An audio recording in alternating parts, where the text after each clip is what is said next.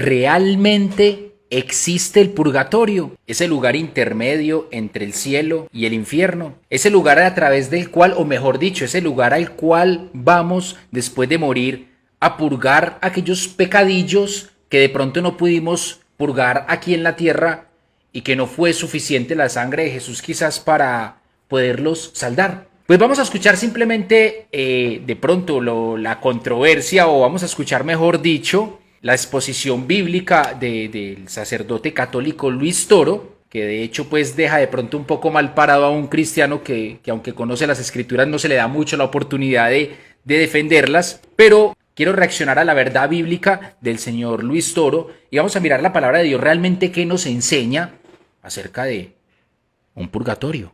Vamos a escuchar el video. La palabra del Señor. Y como son cristianos evangélicos, con más razón, háblenme con el evangelio. Como conocen la Biblia, con más razón, muéstrenme capítulos y versículos. ¿No dicen que los católicos no conocemos la Biblia?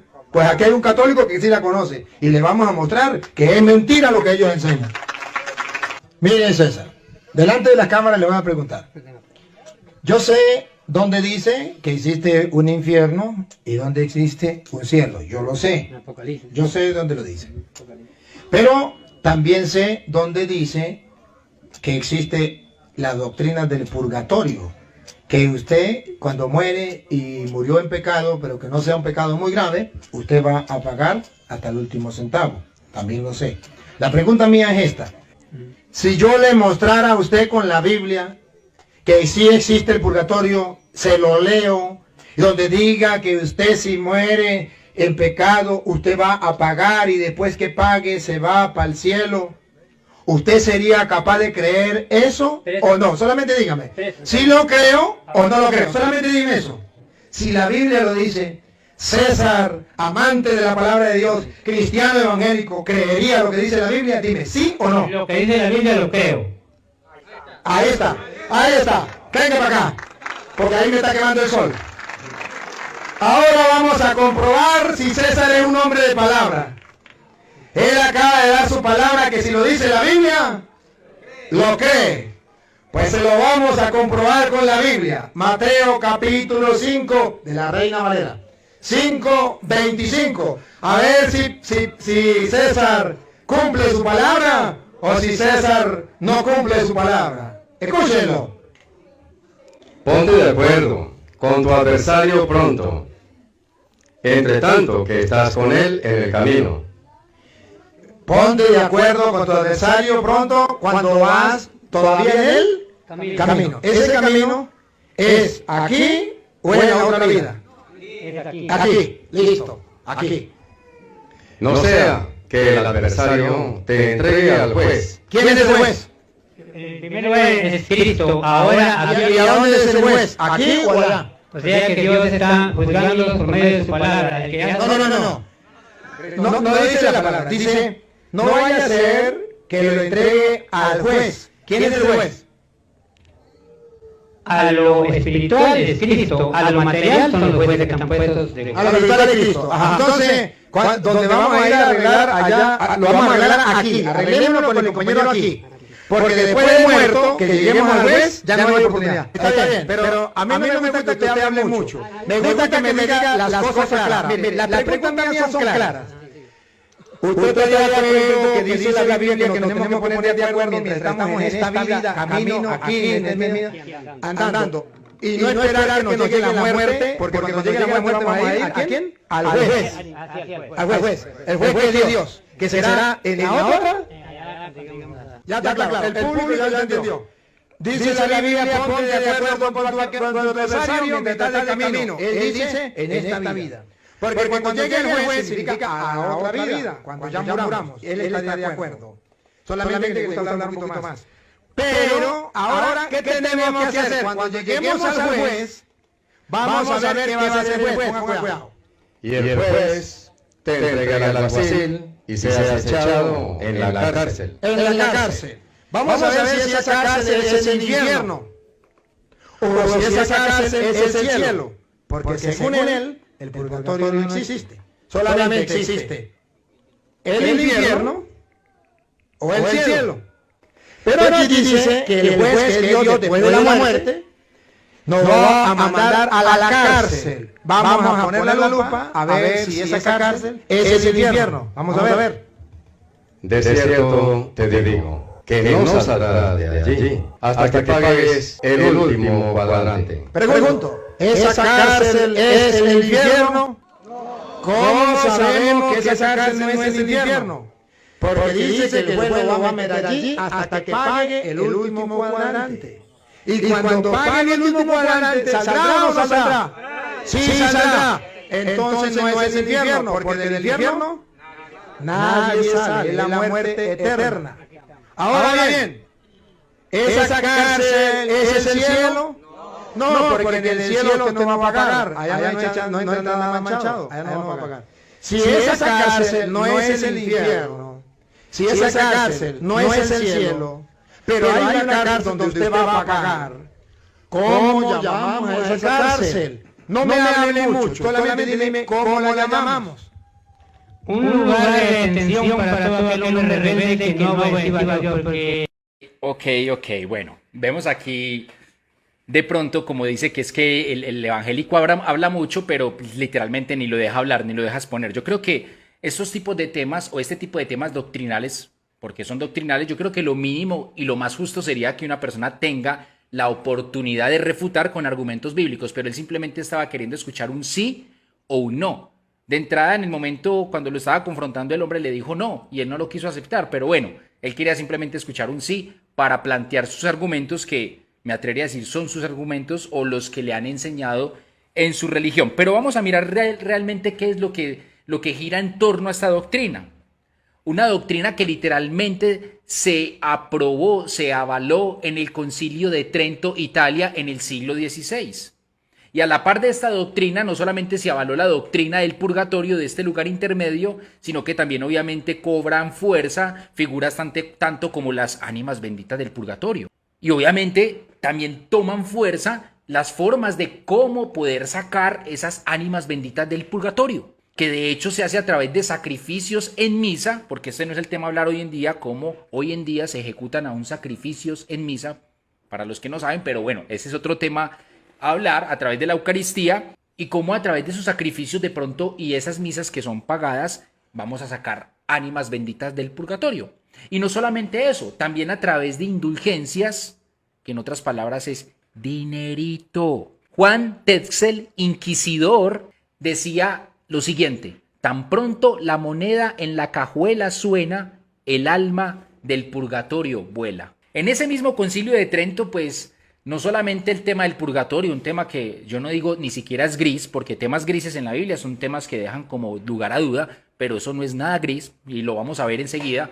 En ese mismo concilio de Trento se definieron doctrinas tales como la veneración a María, doctrinas tales como el celibato de los sacerdotes, o sea, que los sacerdotes no pueden tener mujer. Aún todo lo contrario, oponiéndose aún a la misma escritura, porque la escritura no da el aval. La escritura casi lo pone como un mandato cuando dice que todo siervo, todo ministro debe ser marido de una sola mujer, lo dice en 1 Timoteo. Entonces, yo creo que en ese concilio se gestaron buenas cosillas que obviamente aprueba el catolicismo hoy en día, pero realmente están muy fuera de la realidad bíblica. Ahora, el tema no es en contra de mis amigos católicos, para nada, son simplemente cuestiones que se deben de refutar porque se está tocando el tema de la palabra de Dios y son temas doctrinales que no aparecen en la palabra de Dios. El hecho de que no aparezca el concepto purgatorio en la Biblia es cierto, no lo podemos descartar por el solo hecho de no aparecer, pero tampoco aparece la temática del tal. Muchos me dirán: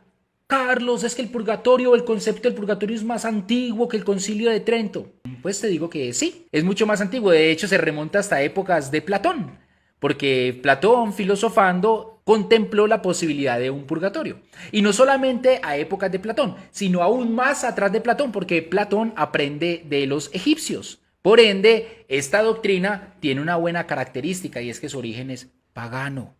Esta doctrina es tan rebuscada y tan controversial, aún dentro de la misma fe católico-romana, que el mismo Papa, escuchen muy bien, búsquenlo si quiere por internet, que el mismo Papa Benedicto XVI en el año 2011 dijo lo siguiente: el purgatorio es un fuego interno. Esto fue a manera de preámbulo, pero ahora sí quiero abordar de pronto el texto bíblico que utilizó nuestro querido sacerdote Luis Toro para hacer doctrina y tratar de ridiculizar a un hombre que lee la palabra de Dios diciendo efectivamente el purgatorio existe.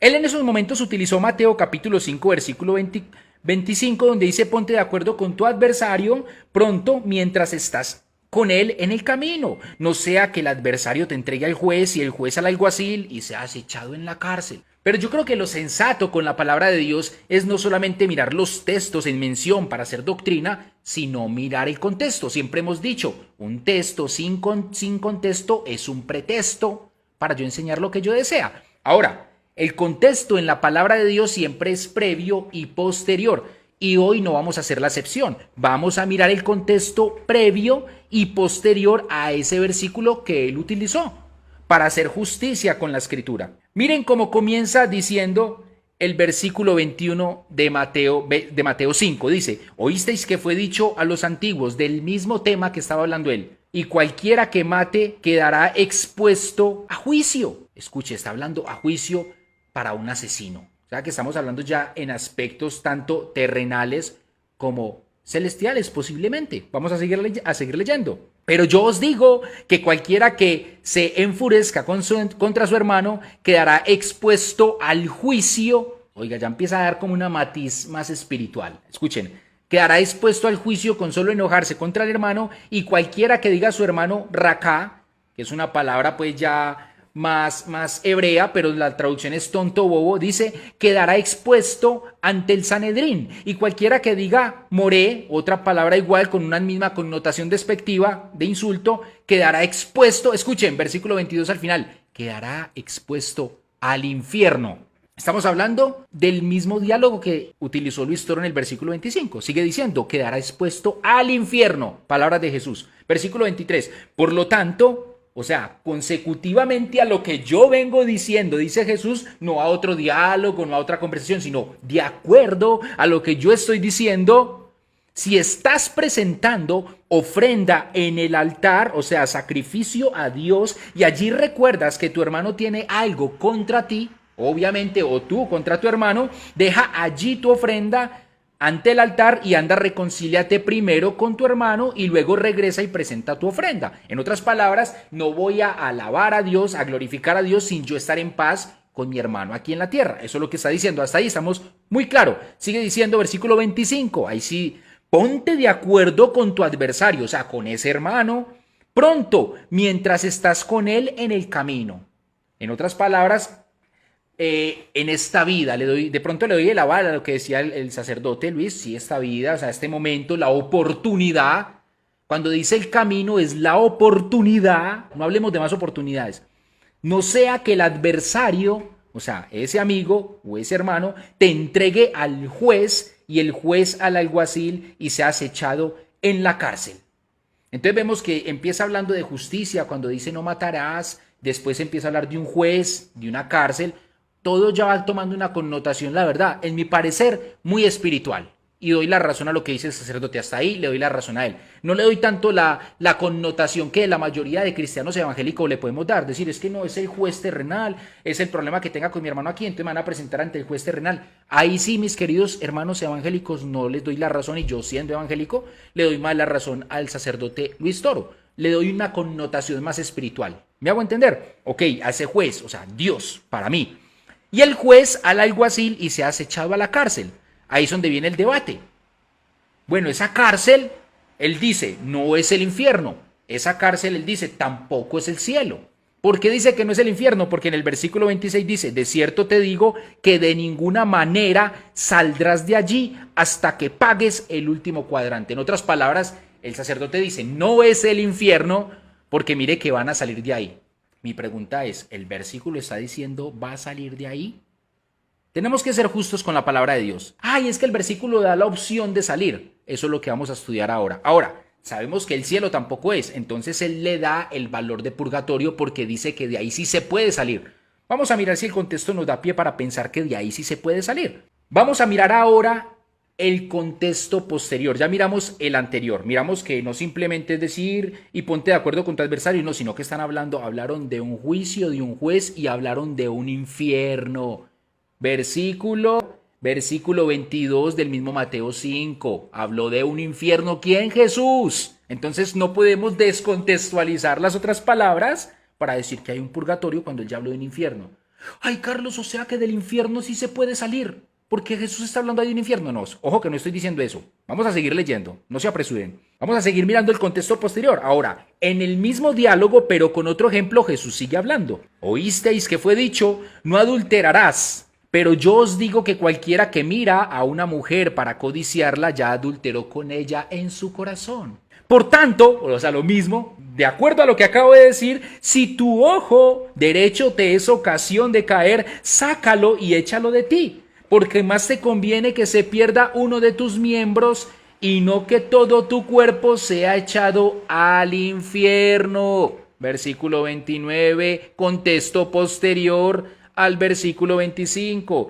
Versículo 22 de que habla del infierno, contexto previo al versículo 25, y ambos hablan de infierno. Entonces, ¿por qué cambiar una temática tan fuerte ensanduchada? O sea, estoy ensanduchado entre el infierno temáticamente hablando, pero ya resulta que apareció otro concepto que no es infierno, según los intérpretes y hermanos católicos, con el respeto lo digo. Pero miren lo que dice, no se ha echado el infierno. Ahora Jesús está utilizando un ejemplo en el cual literalmente no nos vamos a sacar los ojos ni a arrancar la mano, como dice en el versículo 30, y dice, no sea que todo tu cuerpo sea echado al infierno. Sabemos que no se está hablando de estos ojos ni de este cuerpo, porque este cuerpo no es el que va a ir a dar al infierno. Este cuerpo va a dar a una sepultura, a su putrefacción o a su cremación. Al infierno va el alma. Entonces vemos que ya se está cogiendo una connotación de saber entender la palabra. Volviendo al tema, primera evidencia, nos encontramos ensanduchados entre el concepto de infierno, versículo 29, versículo 22, en el versículo 25, no sé por qué cambiar el concepto a un purgatorio.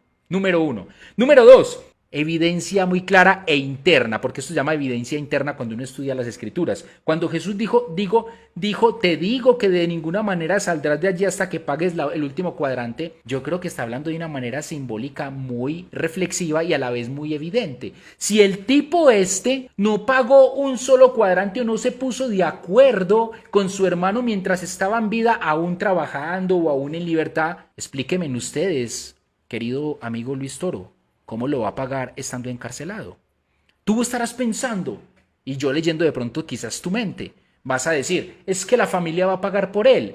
Entonces la familia es allí donde cobra valor tu doctrina católica, que lo van a hacer a través de las misas, o lo van a hacer a través de la plática de indulgencias. Oh, cierto que no, se derrumba el argumento, mi querido amigo, y ya sabemos que si no pagó estando en libertad, menos va a pagar estando preso, no tiene forma de pagar.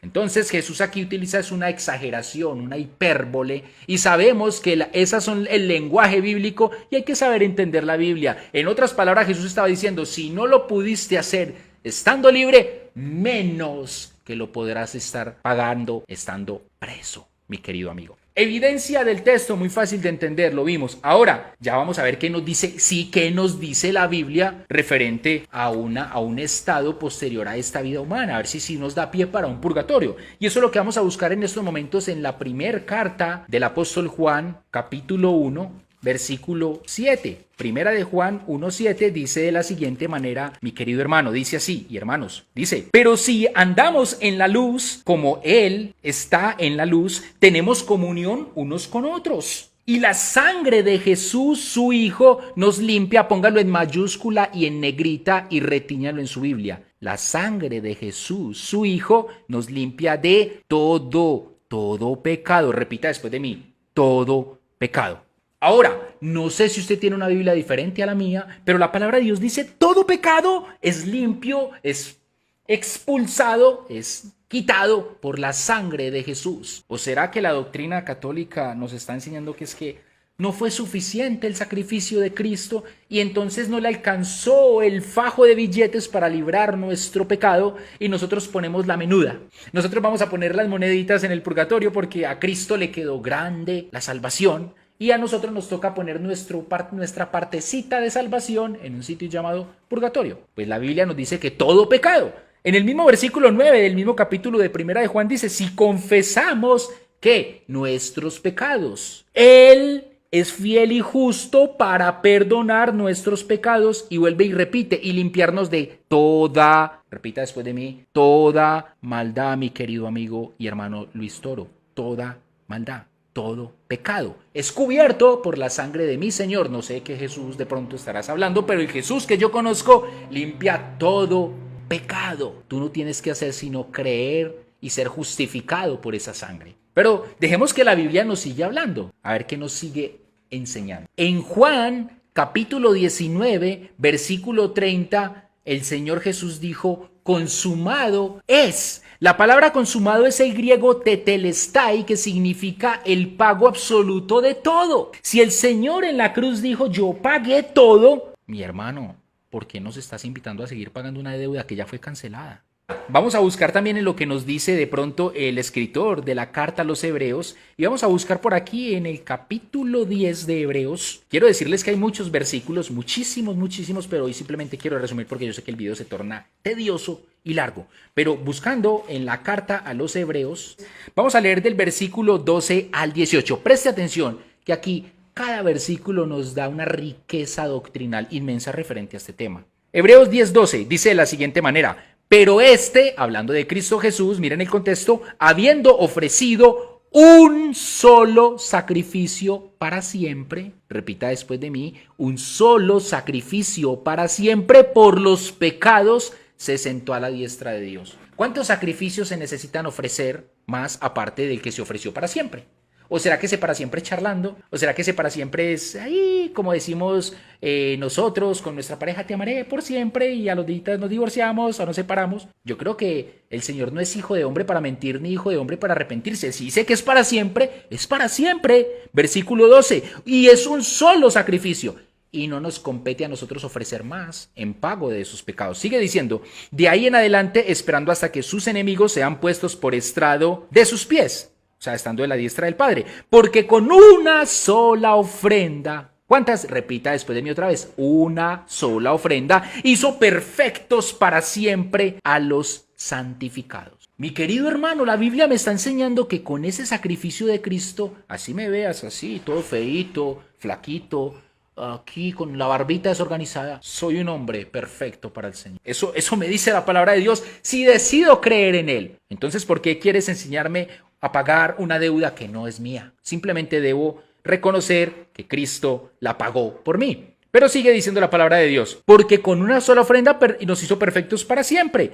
Versículo 15, y nos testifica también el Espíritu Santo, porque después de haber dicho, este es el pacto que haré con ellos, después de aquellos días, dice el Señor, pondré mis leyes en sus corazones y en sus mentes las escribiré. Sigue diciendo, verso 17, y ya nunca más me acordaré de sus pecados y de sus iniquidades. Repita después de mí, el Señor no se acuerda más de mis pecados ni de mis iniquidades por la sangre de Cristo. Entonces, ¿por qué me las quieres recordar con un lugar que no existe? Y aparte de eso, me quieres poner a pagar a mí y a mi familia. Versículo 18. Porque donde hay remisión de estas cosas, no, repita conmigo, no hay más ofrenda por el pecado. La Biblia miente, la Biblia dice, no hay más ofrenda por el pecado. Querido amigo Luis Toro, sacerdote, no hay más ofrenda por el pecado. Porque tienes que seguir planteando ofrendas cuando ya Cristo lo hizo. Versículo muy claro. Y quiero terminar con un texto bíblico más, que te puedo dar muchos más, pero hoy simplemente quiero ir a la yugular y decirte lo que es la Biblia, no lo que tú piensas o lo que tu fe declara. Hebreos capítulo 9, un capítulito anterior, versículo 27, dice de la siguiente manera, y tal como está establecido para los hombres que mueran una sola vez y después de esta muerte, el juicio. Hermano, si estamos hablando de que hay una muerte que es física y después de esa muerte física viene el juicio, ¿tú por qué nos quieres dar más oportunidades cuando el camino y la vida es esta? Tú lo dijiste muy bien. La oportunidad es esta, el camino es esta. Esta es la vida, tú lo dijiste. El camino es la vida. Ya de aquí no queda más expectativa, sino juicio, horrorosa cosas, caer en manos de un Dios vivo o simplemente salvación y vida eterna para los que han decidido creer. Por ende, y para resumir y terminar, purgatorio bíblicamente no existe. Y ten cuidado porque esto es un mecanismo y una forma de simplemente alivianar y alejar tu corazón de Dios para tú creer que más allá vas a pagar todo lo que hiciste en esta vida porque simplemente te desquiciaste en el pecado y vas a creer que vas a volver a ese lugar para después ir al cielo. Lo que no hagas aquí o lo que dejes de hacer aquí o lo que hagas aquí, de todo eso vas a tener que dar cuenta en la vida eterna. Dios te bendiga.